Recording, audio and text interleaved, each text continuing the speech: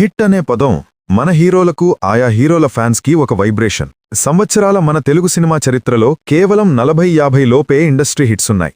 అలాంటి అరుదైన హిట్స్ని తమ ఖాతాలో జమ కావాలని ఏ హీరో అయినా కోరుకుంటాడు. కెరీర్ మొత్తం మీద ఒక్క ఇండస్ట్రీ హిట్టున్నా చాలు, అదే పెద్ద ఫీట్ అని ఫీల్ అయ్యే హీరోలు ఎందరో. అలాంటి హిట్ని తమ చేజేతులా మిస్ చేసుకుంటే ఖచ్చితంగా తర్వాత బాధపడే ఉంటారు. ఒకవేళ ఆ మూవీ చేసి ఉంటే తమ కెరీర్ ఎలా ఉండేదో అనే ఆలోచనలో పడిపోతారు. అలా ఇప్పటివరకు 10 ఇండస్ట్రీ హిట్స్ మిస్ చేసుకున్న 10 మంది హీరోలెవరో చూద్దాం. మొదటిగా పాతాళ భైరవి. 1951లో విడుదలై సెన్సేషనల్ హిట్ అయిన పాతాళ భైరవి మూవీ ఎన్టీఆర్ గారికి తిరుగులేని బ్రేక్ ఇచ్చింది. ఈ సినిమాతో ముందు అనుకున్న హీరో ఏఎన్ఆర్ గారు. ఆయన అప్పటికే పెద్ద స్టార్. బాలరాజు, కీలుగురం లాంటి సినిమాలతో ఏఎన్ఆర్ గారికి వరుసపెట్టి అన్ని జానపద చిత్రాలే ఆఫర్స్గా వస్తున్నాయి. అదే టైంలో వచ్చిన మరో అవకాశం పాతాళ భైరవి. అప్పుడు ఏఎన్ఆర్ చాలా మూవీస్ వదులుకున్నారు. మళ్లీ ఇలాంటి పాత్రే వచ్చేసరికి పాతాళ భైరవి మూవీని కూడా రిజెక్ట్ చేశారాయన. తర్వాత ఆ సినిమాని ఎన్టీఆర్ గారు చేయడం, అది ఇండస్ట్రీ హిట్ అవ్వడం జరిగింది. నెంబర్ 2 దేవదాసు. విచిత్రంగా పాతాళ భైరవిని ఏఎన్ఆర్ గారు వదులుకుంటే దేవదాసుని ఎన్టీఆర్ గారు వదులుకున్నారు. అప్పటికే స్టార్ హీరోగా ఒక రేంజ్లో దూసుకుపోతున్న ఎన్టీఆర్ గారు క్షణం తీరిక లేకుండా ఉండేది. రోజూ షిఫ్ట్ల వారీగా షూటింగ్స్ చేస్తూ ఉండేవారు. అది కాక తాగుబోతులా నటించడం ఇష్టం లేకపోవడం మరో కారణం. సో దేవదాసుని వదిలేశారు ఎన్టీఆర్. తర్వాత అది ఏఎన్ఆర్ చేసి ఇండస్ట్రీ హిట్ కొట్టి అలాంటి పాత్రలకు కేర్ ఆఫ్ అడ్రస్గా అయ్యారు. నెంబర్ 3 అడవిరాముడు. అడవిరాముడు ప్రొడ్యూస్ చేసిన నిర్మాత తమ మొదటి చిత్రాన్ని శోభన్ బాబుతో చేశారు. తమ రెండో చిత్రాన్ని కూడా శోభన్తోనే చెయ్యాలని ఆయన డేట్స్ కూడా తీసుకున్నారు. కన్నడలో సూపర్ హిట్ అయిన గండదగుడి సినిమాని తెలుగులో రీమేక్ చెయ్యాలని ప్లాన్ చేశారు. అయితే శోభన్ బాబు డేట్స్ క్లాష్ అయ్యాయి. వేరే కమిట్మెంట్స్ వల్ల ఆ చిత్రాన్ని చేయలేకపోయారు. తర్వాత ఆయనే ఎన్టీఆర్ గారి పేరుని రిఫర్ చేశారు. దాంతో ఆ నిర్మాతలు ఎన్టీఆర్ గారిని కలవడం, ఆయన ఏ మూడ్లో ఉన్నారో కానీ ఎంతమంది నిర్మాతలు క్యూలో ఉన్నా వీళ్లతోనే ప్రాజెక్ట్ ఓకే చేయడం జరిగింది. అలా గండదగుడి సినిమా తెలుగులో అడవిరాముడుగా రూపొంది ఇండస్ట్రీ హిట్ అవ్వడమే కాకుండా కమర్షియల్ మూవీస్కి కొత్త దారి చూపించింది. నెంబర్ 4 పసివాడి ప్రాణం.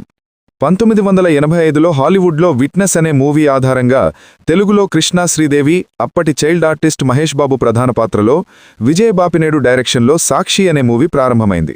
అయితే అదే విట్నెస్ ఆధారంగా మలయాళం డైరెక్టర్ ఫాజిల్ మలయాళంలో తమిళ్లో చెరో మూవీ చేశారు. Tamil version super hit. ఆ రీమేక్స్ రైట్స్ తెప్పించుకుని చిరంజీవితో సినిమా మొదలుపెట్టారు. అటువైపు కృష్ణగారిది కూడా అదే కథ. దీంతో రెండు వర్గాల మధ్య కాస్త వివాదం జరిగినా చివరకు కృష్ణ తప్పుకున్నారు. అలా పసివాడి ప్రాణం కృష్ణకు మిస్ అవ్వగా చిరంజీవికి ఇండస్ట్రీ హిట్ ఇచ్చి ఏకంగా నెంబర్ 1 హీరోని చేసింది. Number 5 gang leader. అప్పట్లో హీరోగా బ్రేక్ పొందానని కష్టపడుతున్న నాగబాబు కోసం తయారైన కథే ఇప్పుడు మనం చూస్తున్న గ్యాంగ్ లీడర్. అరివో సాంబా పేరుతో త్వరలోనే షూటింగ్ కూడా ప్రారంభించారని అనుకున్నారు. విజయ్ బాపినేడు డైరెక్టర్ కాగా తనే సగం పెట్టుబడి పెట్టి మిగతా బడ్జెట్ కోసం ప్రయత్నించారు. ఈలోపు చిరంజీవి నుంచి విజయ్ బాపినేడుకు పిలుపు వచ్చింది. కథ ఉంటే చూడండి, సినిమా చేద్దాం, ఇప్పుడైతే డేట్స్ ఇవ్వగలను అని చెప్పారు. చిరంజీవితో చేసే అవకాశం వచ్చింది, కానీ కథ లేదు బాపినేడు దగ్గర. దాంతో నాగబాబు కోసం రెడీ చేసిన కథ చెప్పేశారు. చిరంజీవి పరచూరి బ్రదర్స్ మార్పులు చేర్పులతో అలా గ్యాంగ్ లీడర్ కథ సిద్ధమైంది. తర్వాత నాగబాబుకు అదే విషయం చెప్తే నాకంటే అది అన్నయ్యకే సెట్ అవుతుందని చెప్పారట. తర్వాత గ్యాంగ్ లీడర్ ఎలాంటి ఇండస్ట్రీ హిట్ అయిందో, చిరంజీవి గారి ఇమేజ్ ఎంత హైట్స్కు తీసుకెళ్లిందో తెలిసిందే. నెంబర్ 6 చంతి. తమిళ్లో సూపర్ హిట్ అయిన Chinnathambi remake rights K S Ramarao తీసుకుని రాజేంద్ర ప్రసాద్ హీరోగా ఒక మూవీ అనౌన్స్ చేశారు. ఖుష్బూని హీరోయిన్గా తీసుకోవడానికి సన్నాహాలు ప్రారంభమయ్యాయి. షూటింగ్ డేట్ కూడా రెడీ. అయితే మధ్యలో సురేష్ బాబు జోక్యంతో ఈ మూవీలోకి హీరోగా వెంకటేష్ ఎంటర్ అయ్యారు. దీనిపై డైరెక్టర్ రవిరాజ్ పినిశెట్టి, హీరో రాజేంద్ర ప్రసాదులు అసంతృప్తి వ్యక్తం చేసినా తర్వాత సద్దుమణిగి ఆ సినిమా చంతిగా రిలీజై సెన్సేషనల్ హిట్ అయి వెంకటేష్కు సూపర్ స్టార్ హోదా తెచ్చింది. నెంబర్ 7 సమరసింహారెడ్డి. తెలుగు సినిమాల్లో ఫ్యాక్షన్ చిత్రాల హవాకు పునాది వేసిన ట్రెండ్ సెట్టర్ సమరసింహారెడ్డికి మొదటిగా అనుకున్న హీరో వెంకటేష్. ప్రేమించుకున్నావురా చూశాక ఆ కథకు వెంకటేష్ని తీసుకోవాలనుకున్నారు డైరెక్టర్ బి గోపాల్. అయితే ఇలాంటి పాత్రని చేయడం ఇష్టం లేక ఈ సినిమాని వెంకటేష్ వదులుకున్నారు. తర్వాత అది బాలకృష్ణ చేయడం, అది ఎంత పెద్ద ఇండస్ట్రీ హిట్ అయిందో, ఎన్ని సంచలనాలు సృష్టించిందో అందరికీ తెలుసు. నెంబర్ 8 కలిసుందాంరా. డైరెక్టర్ ఉదయ్ శంకర్కి ఇదే ఫస్ట్ తెలుగు మూవీ. అంతకుముందు తమిళ్లో 2 సినిమాలు చేసిన ఆయన తన మొదటి ప్రయత్నంగా తెలుగులో ఈ కథని రెడీ చేసుకుని నాగార్జునని కలిశారు. నాగార్జునకు కథ నచ్చింది. అయితే అప్పుడే ఆయన నువ్వు వస్తావని మూవీకి కమిట్ అయి ఉన్నారు. అదే టైంలో రాబోయే చందమామ సినిమా కూడా విడుదలకు రెడీ అవుతోంది. సో మళ్లీ ఒక క్లాస్ పాత్ర ఎందుకులే అనుకుని దాన్ని రిజెక్ట్ చేశారు. తర్వాత అది వెంకటేష్ ఓకే చేశారు. అదే కలిసిందమ్మరాగా విడుదలై అప్పటికి టాలీవుడ్లో హైయెస్ట్ గ్రోజర్గా నిలిచింది. నెంబర్ 9 నువ్వే కావాలి. ఊరు పేరులేని హీరోయిన్స్తో తీసిన ఒక చిన్న సినిమా టాలీవుడ్ బాక్సాఫీస్ని షేక్ చేసింది. ఇండస్ట్రీ హిట్ అవుతుందని ఎవ్వరూ ఊహించి ఉండరు. అయితే అలాంటి ఊహని నిజం చేసిందే నువ్వే కావాలి. కలెక్షన్స్ పరంగా, రన్నింగ్ పరంగా నువ్వే కావాలి ఒక చరిత్ర. అయితే ఈ మూవీకి ముందు అనుకున్న హీరో సుమంత్. అప్పట్లో హీరోగా లాంచ్ అయిన కొత్తలో సుమంత్కు చాలా అవకాశాలు వచ్చేవి. వాటిలో ఎన్నో హిట్ మూవీస్ని ఆయన రిజెక్ట్ చేశారు. అందులో ఒకటి ఈ నువ్వే కావాలి.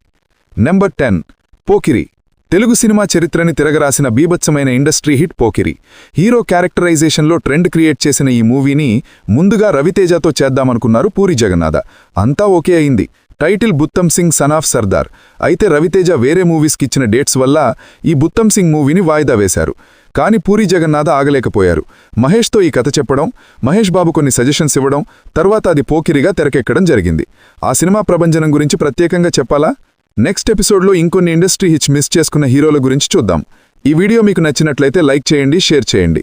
ఇలాంటి మరిన్ని ఇంట్రెస్టింగ్ వీడియోల కోసం ఇప్పుడే మా ఛానల్ని సబ్స్క్రైబ్ చేయండి.